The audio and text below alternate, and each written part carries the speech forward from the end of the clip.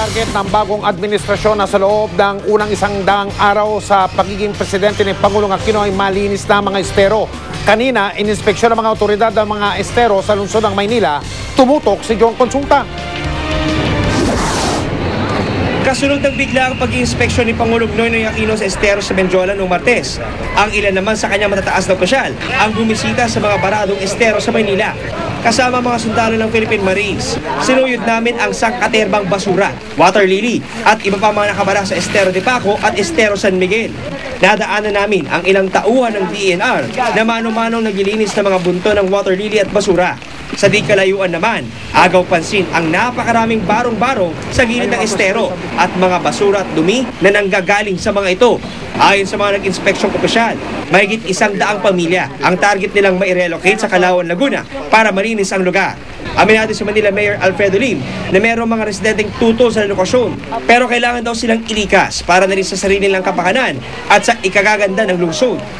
Malaking pag-asa na ma-rehabilitate itong, ma-restore yung beauty of this esteros, and we really need it, no, to avoid this yearly damage on flooding. Nais din daw ni Pangulong Aquino na makita ang pagbabago sa mga estero sa loob ng 100 araw. Iniiwasan din nila ang pagkakaroon ng iba pang problema sa mga estero kapag may dumaang malakas na bagyo. First 100 days, dapat may significant improvement. Tapos within 1 year, ang target namin dito kung po pwede malinis namin itong dalawang estero lamang. And this will become a template for the whole esteros of Metro Manila. Magtatayo naman ng mga eco-president ang Manila Police District o MPD sa Paco, Manila para mabantayan ang mga linilinis na estero at mapigilan na magpasok ng mga squatter sa lugar. Babantayan din natin ang mga industries kung may mga illegal disposal sila ng kanilang mga ng mga basura ay papasok ang Philippine National Police. Hinikayat din ng DENR ang iba pa mga lungsod na nakakasakop sa mga karugtong na estero na makiisa sa kanilang kampanyang maglinis para hindi masayang ang kanilang mga ginagawa para sa cleaning at rehabilitation project na ito. John Consulta, nakatutok, 24 oras. Bukod sa isinusulong na panukalang batas, ipinag-utos na rin ng DILG na alisin ang mga pangalan at litrato ng mga politiko sa mga proyekto at mga sasakyang binili gamit ang pondo ng gobyerno. Nakatutok si Steve Dailisan. Pangkaraniwan ang makakita ng mga pangalan ng mga politiko sa iba't ibang strukturang pinondohan ng pera ng gobyerno. Hanggang sa mga sasakyan ng gobyerno, nakatatak ang pangalan ng mga politiko. Simple ang sangkalan ng mga politiko. Kanila ang proyekto. Tulad na lang ng mga truck ng bumbero, mga mobile patrol car, pati na ambulansya. Pero sa bagong administrative order ng Department of Interior and Local Government, bawal na raw ang mga ito. Kaya tapos na ang mga araw ng mga politikong mahilig ipaskil ang kanilang mga mukha kung saan-saan. Nag-ikot kami para silipin kung gaano katalamak ang animoy sakit na ng maraming politiko. Sa Bureau of Fire sa San Juan, di raw maiwasan ang mga litrato ng mga politiko o lokal na opisyal sa mga fire truck at ambulansya dahil sila raw ang nagbigay ng mga ito. Kung talaga may direktiba na kailangan tanggalin, siguro kakausapin ko rin sila na ipakikita ko yung order na ino-order na tanggalin namin yung kanilang pangalan. Si Kapitan Jun Lipnico naman ng Barangay Pinyahan, tatanggalin din daw ang kanyang pangalan sa mga fire truck, dump truck, ambulansya at maging sa patrol ng barangay, pero mabigat daw to sa kanyang loob. Lalo't hindi lang naman daw basta popularidad ang dahilan kung bakit na ipinapaskil ang kanyang pangalan. Katwiran ni Chairman, pagka raw kasi may pangalan, madaling lapitan. Pag nilagay mo ng Pinyahan, kahit ako, buong Quezon City, 142 barangays hindi ko alam, pag nilagay mo yung barangay Bagong Nayon sino ba kapitan dyan? Magtatanungan pa ba tayo? Di ba? Ilagay na lang, di ba? Huwag lang gamitin sa araw ng campaign period. Ginagawa lang dahilan yung paglagay po ng mga karatula para maibenta yung sarili.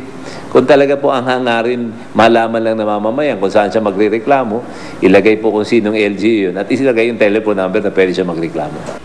Alinsunod ang kampanya sa kagustuhan ni Pangulong Aquino at ano pa man daw ang tunay na motibo, iisa lang ang dapat tandaan ng lahat. Hindi akma sa ugaling pangkasalukuyan yung ipapangalandakan mo yung pangalan mo na hindi naman yung pera nang galing sa bulsa mo.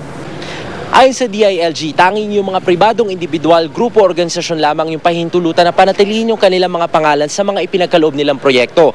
Pero ang PNP, BJMP at BFP, maging yung mga opisyal ng lokal na pamahalaan ay binibigyan lamang na hanggang katapusan ng buwan ng Agosto para alisin yung kanilang mga pangalan at mga litrato sa mga sasakyan o maging sa kanilang mga proyekto dahil kung hindi raw sila tatalima ay may kaukulan itong parusa. Steve Dailisa, Nakatutok, 24 Oras.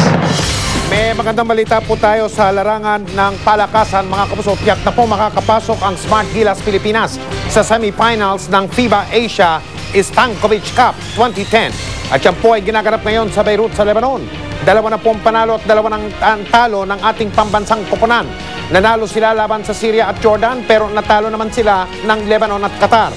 Ang nakatakdang lalabanan ng Team Pilipinas bukas ay ang Iran. Naglalaro rin para sa Team Pilipinas si Aussie Taulava na import mula sa PBA. 10 bansa ang naglalaban-laban sa palaro na yan. Magtatagal hanggang 15 ng Agosto. Chika Minute!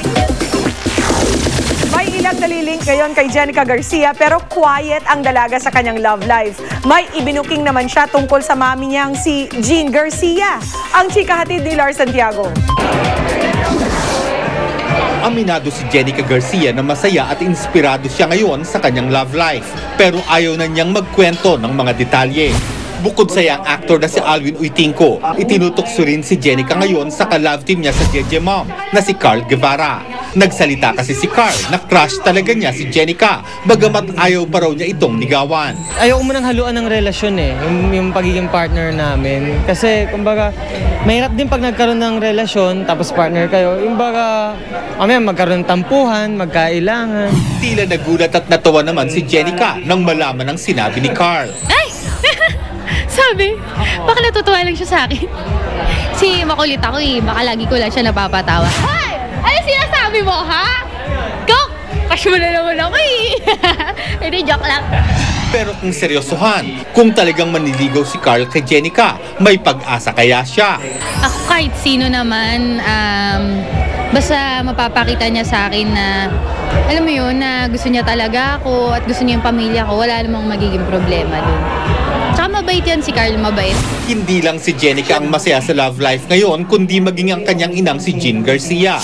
Binuking ng young actress na in love ngayon si Jean sa non-showbiz boyfriend nito.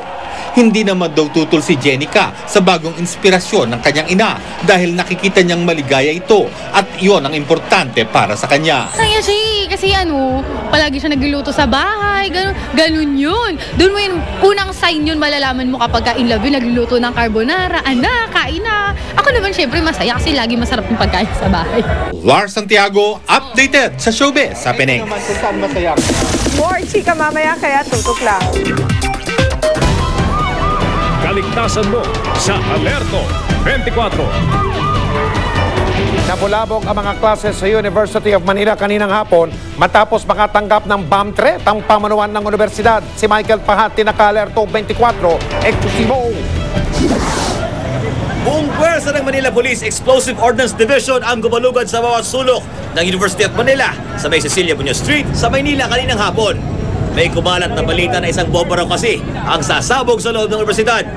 Kaya ang lahat ng estudyante at faculty at empleyado ng UM naglabasan dahil sa takot. May threat daw po dito, kaya po yun, hinalughog po yung school kung may bomba po talaga. May tumawag po sa mga polis, mga alas 2 ng hapon po. Pagkatapos nagsipasok po yung mga nag-responded po agad yung mga polis. Mag-aalas 3 ng hapon na makatanggap umano ng tawag sa telepono mula sa hindi nagpakilalang lalaki, ang admin ng UM. May bomba raw na itinanim sa loob ng universidad. May na-receive yung sa admin namin na may bomb threat daw. May bomba daw? Hindi, bomb threat lang. Pero mas maganda, sir, kung ano. Pero okay na naman, na-check na. First time ba ito na may receive? Ang alam ko, first time. Bakit daw kaya? Bakit may Hindi ko alam. Matapos sa mahigit isang oras na paghahanap ng bomb squad, pati na ang K9 unit ng mga bomb sniffing dogs sa buong eskwelahan, negatibo ang ulat ng bomba. At inineklarang ligtas na ang loob ng universidad. Nagbalik ang karamihan sa mga estudyante para ipagpatuloy ang kanilang klase. Ngunit may ilan pa rin nagpakasigurado at ipinagpaliban na ang pasok sa araw na ito. Nagpapatuloy naman ang investigasyon ng MPD kaugnay sa insidente. Michael Bahag na Kalerto, 24. Susunod! Mga asong gala sa Kidapawan pinatay sa pamamagitan na naman ng usok ng tambutso. Mahigit 100 skydiver sa bansang Poland. Target masungkit ang bagong world record. House Speaker Sonny Belmonte, payag kayang sa batasan mag-training si Congressman Manny Pacquiao? At kilalanin ang pantapat ng bansang Taiwan sa British singing sensation na si Susan Boyle. Susunod na yan dito sa 24 Oras.